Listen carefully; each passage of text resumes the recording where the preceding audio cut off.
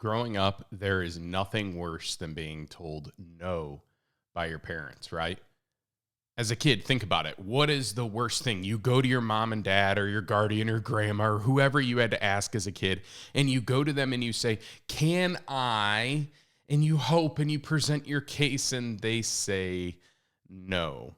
My parents not too long ago found a letter I had written them from middle school proposing why I, as a 12-year-old or 11-year-old, should have been able to see R-rated movies. And I remember giving it to them, and they said no. You see, I had all these ideas of why I was mature enough to see R-rated movies, and they had ideas of being a good parent and saying no. Good parents tell their kids no all the time because kids want to do silly things. Kids want to do stupid things. Kids want to do things that will harm them, and they don't have the wisdom to see how. So parents apply that wisdom that they have gained over decades of life, and they help their kids sort it out. And sometimes kids don't understand, but a good parent says no. The problem is we grow up.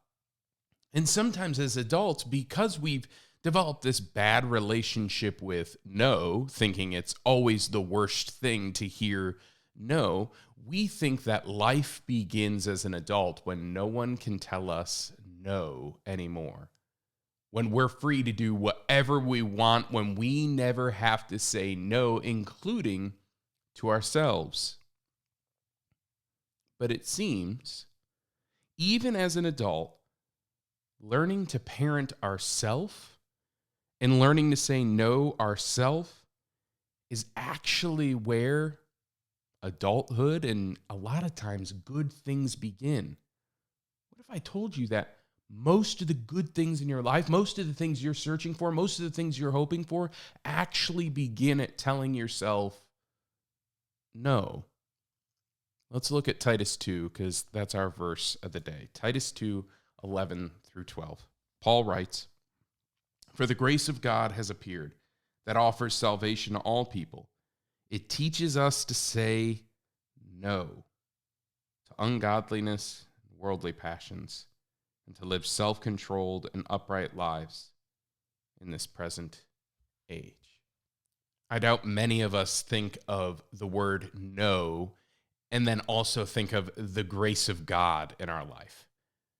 Paul says the grace of God appeared, and one of the first things it did, or one of the first things it does when the grace of God appears in our life, is teaches us to say no. Because it turns out we actually want a lot of things we shouldn't want. It turns out that we should say no to a lot of things because no is what gets us to the best things.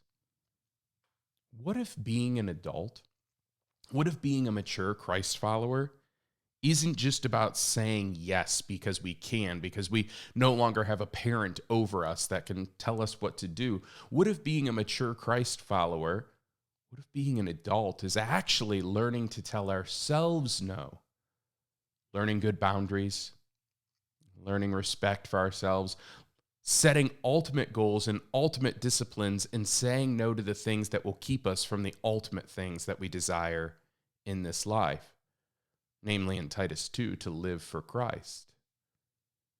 So how often do you tell yourself no? Whether it's in finances and not making that little purchase, or in food and not eating that thing because you desire to build your wealth or savings, or because you desire to live a healthier life. How often do you tell yourself no in entertainment and not watch the Netflix show and instead pick up your Bible or go to bed earlier because you desire to be better rested or to spend more time with the Lord? There are all sorts of these little daily choices. And oftentimes it requires you and I to tell ourselves no so that we can get to the bigger things.